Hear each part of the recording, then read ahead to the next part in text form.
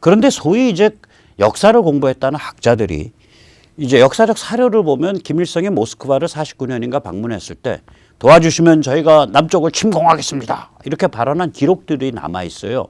그런 것들을 보고 아니야 6.25의 주동자는 김일성이야 라고 말을 하는데 이거는 스탈린과 같은 사람과 이야기하는 화법을 모르는 거예요. 이런 자들은요 정말 잔인한 자들이어서 자기가 말하고 싶은 거를 자기가 말하고 싶은 거가 상대방 입에서 튀어나오게 만드는 거예요. 쿡 찔러서 괴롭히고 쿡 암시 주고 찌르고 암시 주고 찌르고 암시 주고 그러면 머리 돌아가는 놈은요. 아 보스께서 지금 내 혓바닥에서 이 소리가 나오기를 원하는가 보다 하고 정확히 짐작하고 그 소리를 막 해요. 그리고 그걸 자기 신념화시켜요. 이러한 그 인간을 다루는 기법이 고도로 발전한 거예요. 그러니까 뭐라고 딱 생각하시면 되냐면 나이 한 55살쯤 먹어가지고 아주 달고 다른 그 뇌물 잘 받아내는 그 공무원 생각하시면 돼요. 괴롭혀요. 민원인.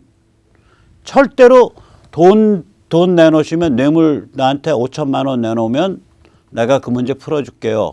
라는 얘기 안 해요. 괴롭혀 계속. 알아서 가지고 와야 돼. 알아서. 증거도 안 남기고. 딱 구두상자에 싸갖고. 알아서 갖고 와야 돼요.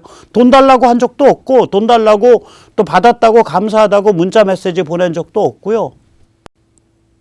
돈 받는 장소 블랙박스에 찍힐 때도 없고요. 둘만 딱 만나서 그냥 받았는데 나 뭐 안 받았다 저 사람 거짓말하는 거다 현찰로 받아놓고 받았던 흔적을 안 남겨. 제가 이런 노하우를 이게 뭔지를 알기 때문에 제가 아마 그런 사악한 길로 간 공무원이었으면 저 지금 아마 강남에 빌딩 몇 채 갖고 있을 것 같아요. 스탈린 그런 유형의 인간이거든요. 자, 그러니까 스탈린 앞에서 김일성은 뭐라고 떠드는 거냐면 저를 믿어주시면 반드시 침공해서 적화 통일하겠습니다. 라고 떠드는 거고요. 박헌영은 뭐라고 떠들었냐. 저희가 밀고 내려가면 남쪽에 있는 남노당 저희 조직 100만 명이 봉기합니다. 100만 민난은 잠깐만 문성근이가 얘기한 거죠. 저건 100만 봉기네요. 문성근 씨가 민난 대신에 봉기 두 글자 했으면 이제 환생 박헌영이 되는 거죠. 아마 박헌영이 쓴 용어를 조금 바꿔서 쓴 거 아니냐. 저는 그렇게 의심을 합니다. 지금 남한 586 집단과 그럼 북한 지배 세력사이에서 무슨 일이 벌어진 거냐. 시진핑 중국 공산당으로부터 누가 법통을 받냐를 가지고 경쟁이 붙어 있는 거예요. 그럼 북한 입장에서 남쪽 586을 볼 때 어떻게 보이겠어요? 야 임마 니들 우리 지시에 따라서 우리 도움으로 우리 방송 듣고 우리 공작금으로 큰 놈들 아니야? 라고 북한은 볼 거라고요. 그러니까 구구절절히 저 배신자들 저 소대가리 같은 놈들 냉면이 목구멍으로 넘어가지도 못할 자들 이런 표현이 막 튀어나오는 거 구구절절히. 중국 입장에서는 어떻게 보이냐. 북한은 찌질하지만 동무들 가서 죽으라우 하면은 그냥 뭐 탄도미사일을 쏘고 뭘 하건 간에 큰일을 저지를 수 있는 파트너죠. 반면에 찌질해. 가난하고. 게임할 줄도 모르고. 반면에 남한 586은 세련됐지만 게임할 줄도 알고 근데 굉장히 간사하고 의심스러운 충성심을 가졌는지 모르겠고 그리고 남쪽은 까딱 잘못하면 선거로 권력을 뺏길 수도 있고 뭐 이런 거예요. 그러니까 북쪽과 남쪽이 다른 포트폴리오인데 북한의 입장에서 보면 남을 우리 통해서 컨트롤해야지 왜 직거래하냐 이렇게 되는 거예요. 쟤들 우리가 키운 애들인데 왜 우리 우리 왕서방 아저씨들이 직거래하세요.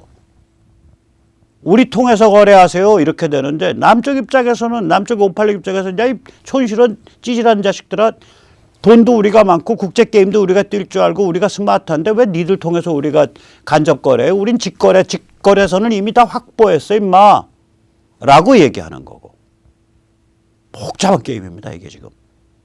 그런 게임이 펼쳐지고 있다는 걸 우리가 알고 있을 때 비로소 왜 김영철의 입이나 김여정의 입에서 이 문재인 586 집단에 대한 저런 사나운 표현이 나오냐를 그러니까 해독이 됩니다.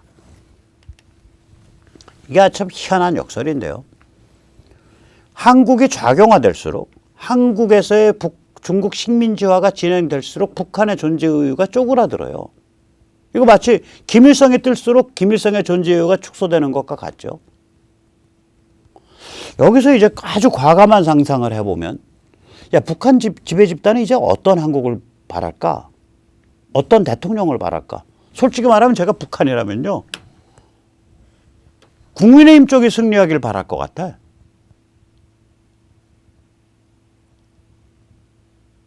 제가 북한이라면 의외로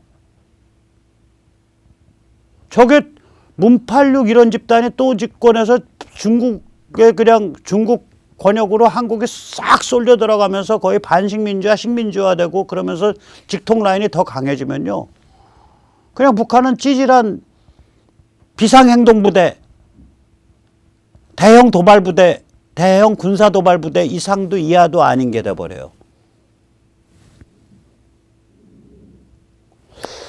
그 박헌영과 김일성 때 일어났던 일이 이제 북한 지배 집단과 586 사이에서 펼쳐지고 있는 거 아니냐. 역사가 반복되고 있는 거 아니냐. 이런 생각이 듭니다. 그래서 역사의 반복에 대해서 좌파들이 많이 쓰는 멋있는 말이 있습니다. 역사는 두 번 일어난다. 처음엔 비극, 나중엔 생쇼로 일어난다. 나중엔 저게 희극이라는데 희극 아니에요. 번역 좌파들이 영어 실력 없어서 번역 잘못한 겁니다. 파스입니다. 파스는 생쇼예요. 희극은 코미디고. History repeats itself. First as tragedy, second as farce. 이거 누가 한 말이냐? 막스가 자기의 가장 유명한 저서인 브루메르 18일에서 칼 마르크스, 공산주의 아버지 칼 마르크스가 한 말입니다. 자, 이 희한한 역설의 구도를 보면 지금 이 그림과 같습니다. 중국과 미국은 복잡한 관계죠. 복잡한 관계죠. 그 다음에 중국과 북한은 위성 혹은 식민지 관계입니다. 이제 북한과 남쪽 586 사이의 관계는 또 복잡해요. 남쪽의 586들은 야 이제 니들 까불지 마. 우리도 머리 굵은 만큼 굵었어요. 옛날 같지 않아. 이렇게 북한을 볼 거고 북한은 남쪽 586을 볼 때 이거 완전히 이거 싸가지 없는 배신 때리는 놈들일세. 니들 다 우리 방송 듣고 우리 장학금 받고 컸잖아 임마. 근데 지금 이거밖에 안 해. 그리고 중국의 직거래 통로 뚫고 우리를 백벤치 시키려고 그래. 이제 이 상업행위에서는 원래 이제 이거를 통해서 거래하던 거를 이거 없애버리고 직거래하는 걸 백벤치 시킨다 그래요. 이걸. 북한은 이제 그렇게 남쪽을 볼 거고 남쪽의 586 집단은 이제 그 경제력이나 이런 걸 가지고 이제 중국과 이제 그 직거래 통로를 나날이 굵게 하려고 그러고 또 미국에 대해서는 동맹입니다. 그것도 흉내 내려고 그러고 뭐 이런 복잡한 관계예요, 지금. 그래서 아까도 말씀드렸듯이 북한 지배 집단 입장에서는 남쪽에 또 한 번 586 집단이 더 돼서 더 중국과의 직거래가 더 강화되면 강화될수록 북한은 그 존재 이유가 쭈그러들어요. 거기에 대해서 심각한 고민을 좀 할 거예요. 자, 여기서 잠시 아까 마르크스 얘기를 했는데 멋있잖아요, 이 사람 말. 역사는 두 번 일어난다. 처음엔 비극, 나중엔 생쇼. History repeats itself. First as a tragedy, second as farce. 근데 막스의 멋있는 말은요, 대부분 보면 엄청난 그 배배 꼬인 언어 희롱이거나 원저자를 완전히 물먹이거나 단어의 원래 뜻을 완전히 비트는 정말 악마 같은 수법들이에요. 막스가 이 브루메르 18에서 이렇게 썼습니다. 역사는 두 번 일어난다고 헤겔이 어디선가 말했다. 그런데 마땅히 한마디 덧붙였어야 한다. 처음엔 비극, 나중엔 생쇼라는 말을 덧붙였어야 한다.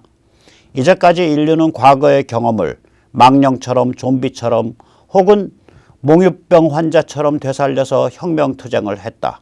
유럽에서 1642년에서 1789년까지 벌어진 일이 그러하다. 이 같은 좀비 되살리기, 망령 되살리기는 그 나름 역할을 했다. 망령과 좀비를 통해 혁명투쟁의 상상력을 증폭시키고 혁명운동을 현실화시켰다. 이렇게 썼어요. 여기 뒤에 나오는 말은 결국 뭐냐면 그러나 우리 과학적 공산주의는 과거로부터 망령을 되살리고 과거로부터 좀비를 되살려서 거기에서 영감을 받아들이는 그런 방식으로 안 한다. 우리는 차원이 다른 게임을 펼친다. 뭐 이런 소리가 되겠죠.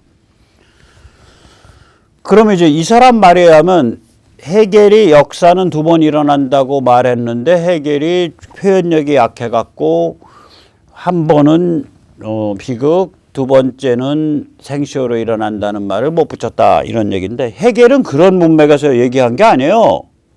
그 헤겔은 어디서 얘기했냐? 역사 철학에서 역사 철학, Philosophy of History에서 로마 제국의 그 황제 체제로의 이행 과정을 논할 때 한 말입니다. 이 말이.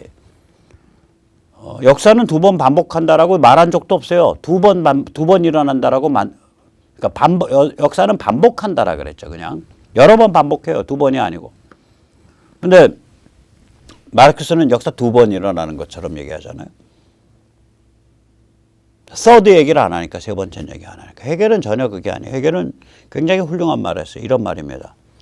되돌이켜보면 시저가 옳았다. 그러나 시저 암살자들은 시저의 황제 시도가 턱도 없는 일로 보았다. 그러나 로마는 결국 황제 1인 체제에 의해 지도될 수밖에 없는 상황이었다. 그래서 시간이 지나자 공화제 대신 황제 체제로 기울었다. 모든 정치혁명은 결국 사람의 통념에 의존하기 때문에 반복되면서 강화된다. 그래서 나폴레옹이 두 번 패배당하면서 나폴레옹이 추진했던 황제 체제는 완전히 버려졌다. 부르봉 왕조가 두 번 패배당하면서 왕조 체제가 완전히 벌어졌다. 처음엔 우연으로 보여지는 일이 반복을 통해 공인된 현실이 된다. 참 훌륭한 말이에요. 이 해결책 어려운 것 같이 보여도요. 영어나 독일어를 정확하게 아는 사람이 보면 잘 읽힙니다. 그 대신에 이제 머리가 이렇게 좀 점프를 할 수 있어야 돼요. 상상을 가지고. 약간씩 제가 의역을 한 부분인데 이게 이런 뜻이에요. 다시 말하자면 역사라는 게 처음에는 아주 부족한 우연히 일어난 어떤 시도인 것처럼 해서 들이받고서 깨져나가는다 이거예요. 실패한다. 근데 그 길을 따라서 그 다음에 두 번째 시도가 하면서 약간 금이 가고 세 번째 시도가 거길 들이받으면서 그 다음에 약간의 구멍이 생기고 네 번째가 들이받고 다섯 번째가 들이받고 이러면서 그게 물꼬가 팍 튀어가는 저거가 된다는 거죠. 그게 그렇게 갈 수밖에 없는 방향이면 처음에 가서 머리 받고서 실패해서 거꾸러지고 두 번째 가서 머리 받고 실패해서 거꾸로 그게 다 축적돼서 결국 나중에는 그쪽으로 물꼬가 튀어버린다 이거예요.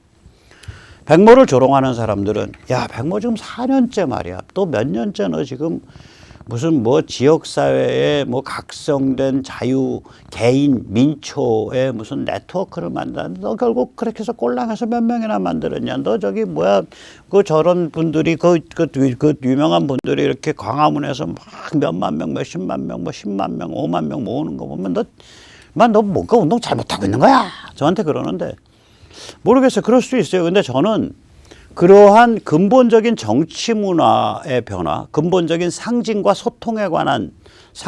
언어와 소통에 관한 변화가 결국엔 우리가 갈 길이다라고 생각을 하기 때문에 근본적인 행태의 변화가 우리가 갈 길이라고 생각하니까 백모 저 개인이 가다가 별 성과 못 내고 거꾸로 하시더라도 계속 거기를 이렇게 마킹을 해서 계속 쪼아대는 그 흐름이 만들어지면은 결국 가서 거기로 물고 트인다라고 보는 거예요. 바로 헤겔이 말하는 역사는 반복된다. 그러니까 막스가 역사는 반복된다. 처음에는 뭐 비극, 두 번째는 희극, 세 번째부터 말 없어요. 세 번째 반복되는 건 없어요. 그러면서 헤겔은 말을 잘못했다. 역사는 반복된다까지만 말하고 저 멍청한 헤겔은 처음에는 비극, 두 번째는 저 생쇼라는 말을 붙이지 못했다. 헤겔에 비해서 내가 훨씬 더 똑똑하다. 있다고 개소리를 하고 있는데 실제는 그게 아니라 헤겔은 뭐 처음, 두 번째 그런 말이 아니라 역사가 사물이 가야 될 방향이 그 방향이라면 그렇게 전체 다이내믹이 그런 원리가 작동하고 있다면 처음에 그 방향에 가서 그 방향으로 물꼬를 틀려는 시도는 땅 두들기고 실패한다 이거야. 두 번째 가서 두들기면은 금이 조금 간다 이거예요. 세 번째 두들기면 금이 조금 더 간다 이거예요. 네 번째 두들기고 다섯 번째 두들기고 한 10번 두들기면 거기 조그만 빵꾸 뚫린다 이거예요. 11번째 두들기면 빵꾸 중심으로 금이 커지기 시작한다 이거예요. 한 12번째 가면 빵 하고 한꺼번에 구멍 이만큼 뚫리면서 그쪽으로 쫙 그게 말하자면 공인된 현실이 돼버린다. 이런 얘기를 하는 거예요. 이 집요함, 이 지능성, 이 일관성 그걸 얘기하고 있는 거예요. 헤겔 말이 맞죠? 막스 비틀린자가 헤겔을 착취하는 거죠. 헤겔의 그 이야기를 빌려가지고 비틀고 지 맘대로 짓밟고 잘난 체 하는 거죠. 그 사람들이 저게 혹시라도 원전 보고서 야 막스 너희 헤겔을 이렇게까지 어떻게 왜곡했어? 그 말 할까 봐. 헤겔이 어디선가 말했다. 어디선가 somewhere. 헤겔 said somewhere. 악랄한 자예요. 악마죠. 자, 그런 의미에서 한국을 보면 150년째 반복되고 있어요. 150년째 저희 선배 세대부터 같은 방향을 두들기면서 저희가 그래서 이기는 게임을 하고 있는 거예요. 거기서 상당히 큰 물길을 뚫어냈고 그걸 또 계속 두들기면서 물길이 점점 커지고 있다고 저는 생각을 해요. 처음에 150년 전에 1860년경에 현대 문명이 퍽 오는 것 같으니까 처음에는 두 개로 탁 튀어나와요. 하나는 천주교, 하나는 동학. 이게 1860년이 무슨 해냐? 태평천국에 의해서 중국이 뒤집힌 지 10년이 지난 다음에 영불 이 서방 연합군이 베이징을 함락시킨 해요. 천지가 무너진 거예요. 천지가.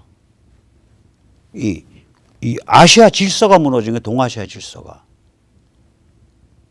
그러니까 야 천주님 모셔야 된다라는 게 하나가 흐름이 강해졌고 또 다른 한쪽은 야 그거 서방에서 가르치는 천주님 뭐 구원한다 그러는데 다른 사람들이 우리한테 좋은 뜻에서 100% 좋은 뜻에서 뭐 가르쳐 줄 리가 없어. 우리 정신 똑바로 차리고 우리 스타일로 그걸 해석하고 우리 스타일로 뭘 해봐야 돼라는 게 동학이에요. 이건 왜냐? 동경대전 최재우의 동경대전에 보면 경신년 봄에 몸이 으슬으슬하고 춥고 고민이 많고 뭐 이런 구절이 나와요. 그 경신년이 따지면 1860년입니다. 경신년 봄이 바로 저희 베이징 함락되고 그럴 때예요. 자 그렇게 내니까 위정척사가 딱 나오지. 개혁? 웃기지 마. 천주교일 웃기지 마. 다 목 잘라 죽여. 동학? 그거 어디 점쟁이가 이상한 소리 하고 다니. 야 그거 저기 처자식까지 불러서 목 잘라 죽여. 근데 본인만 잡혀서 이제 경상 감형해서 목 잘라 죽고 부인이랑 애는 이제 튀죠. 그걸 이제 업어서 튀게 한 게 최재우의 친척은 아니고요. 제자였던 최시영입니다. 동학 이대교죠. 이게 19세기 후반에 벌어진 일이에요. 그 다음에는 이제 갑신정변 1886년 되죠. 그 현대화 개방이냐 청나라 위안스카이를 섬길 거냐 그거죠. 그 다음에 현대 문명에 따른 개혁이냐 왕정체제냐 이게 독립협회 만민공동의 3.1운동까지예요. 그래서 3.1운동을 지나고 나서야 야 왕정 다시 복고해. 그 벽파라 그러는데 벽파가 없어져요. 3.1운동 이후에 임시정부들 보면 전부 공화정이잖아요. 그 다음에 현대 문명 개인 자유를 위한 독립이냐 혹은 공산주의 독립이냐 이게 일제 때 내내 이어지다가 6.25 이제까지 뭘로 가냐면 현대 문명 개인 자유를 향한 국가냐 공산 국가냐 가지고 6.25 붙은 거고 싸움 붙은 거고. 그 다음에 이제 80년대 이후로 갑자기 이제 반공 그 기억이 이제 그 세대가 이제 나이를 드시고 이랬고 또 잘 살게 되고 해서 이게 완화되니까 현대 문명 미국 서방 지향이냐 중국 북한 지향이냐 이렇게 되죠. 그걸 저걸 더 강화시켜준 게 뭐냐 1990년부터 시작된 정신없는 미중 밀월. 아 미국과 중국이 지금 쎄쎄쎄라는데 그럼 당연히 한국과 중국도 쎄쎄쎄고 북한은 중국 나와버리니까 한국과 북한도 남한과 북한도 쎄쎄쎄지. 너 시대가 어느 시대인 줄 알고 지금 빨갱이 타령하냐 냉전 타령하냐 너 구독들이 전쟁광이구나. 그런 풍조가 되는 거죠. 그 다음에 이제 최근 들어서는 이제 현대 문명 핵심 가치를 섬기냐 제대로 가치 지향성이냐 아니면 무한해체 깨져점이냐 가족 없어. 남녀 구분, 성 구분 없어. 뭐 현대 문명 그거 CO2 떼가지고 저 지구 멸망시키는 거야. 현대 문명 다 그거 죄스러운 거야. CO2가 다 죄악이야. 역사 없어. 그거 다 식민지 지배 역사고 백인 우월주의 역사고 그거 그런 거 다 없는 거야. 전부 다 부정하는 거예요. 무한해체 깨자점이죠. 도덕 없어. 옳고 그름 없어. 시비 없어. 삶의 의미 없어. 그게 같이 들어와 있잖아요. 지금 무한해체 깨자점이. 그럼 보세요. 저 왼쪽 거는 150년 전 천주교인들이 박해당하고 최재우가 목 잘려 죽을 때부터 최재우가 1863년인가 목 잘려 죽었습니다. 160년 전이네. 160년째 반복되고 있네요. 목 잘려 죽을 때부터 우리는 흐름이 일정해요. 상대방은 시류에 따라서 어떨 때는 모스크바 소련에 줄 섰다가 어떨 때는 중국에 줄 섰다가 어떨 때는 평양 줄 섰다가 어떨 때는 좌파 포스트 모더니즘 무한해체에 줄 섰다가 계속 바꿔가면서 상대방은 꾸불텅 하는 거예요. 이 스토리, 이 같은 진실을 알리는 내러티브와 해석과 담론을 우리가 내놓을 수만 있으면 상대방 박살내는 거예요. 근데 그걸 우리가 못 내놓은 거예요. 우리가 바보죠. 저까지 포함해서. 자, 그래서 자, 이제 다시 돌아가서 지금 우리가 보고 있는 건 박헌영, 김일성 그 대립의 그 반복 버전을 보고 있는 건데 이 버전은 지금 160년째 반복되고 있는 싸움의 부분 집합이에요. 역사는 반복됩니다. 역사는 반복됩니다. 역사는 일어나고 또 일어나고 또 일어나고 또 일어납니다. 왜? 우리 방향이 옳기 때문에. 그 방향을 계속 때리고 있는 거예요. 우리가 지금 160년째. 저나 우리 시청자님들이나 또 이 방송을 몰라서든 혹은 좀 재미가 없어서 안 보시든 자유 시민들은 그 160년의 흐름에 같이 매일매일을 반복해서 살고 있는 사람들입니다. 이게 어쩌면 영원한 반복일지 모릅니다. Eternal Recurrence. 예. 오늘 여기까지 모시겠습니다. 감사합니다.